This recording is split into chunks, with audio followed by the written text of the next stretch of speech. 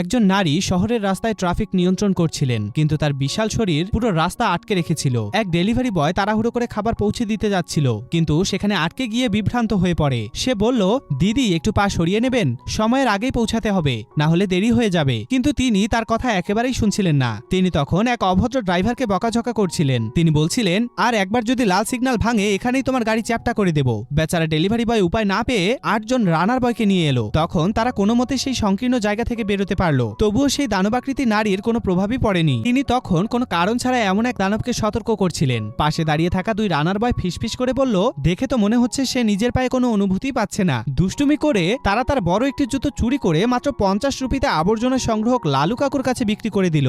লালু কাকু খুব খুশি হয়ে বললেন, দারুণ, এটাকে বেডের সাইজে বদলে ফেলবো, দারুণ মাসাজ হবে। কিন্তু গভীর রাতে সেই দানবাকৃতি নারী তার বাড়ির দরজায় এসে হাজির হলো। সে বলল, আমার জুতো ফিরিয়ে দাও, নইলে তোমার পুরো আবর্জনার গোদাম সমান করে দেব।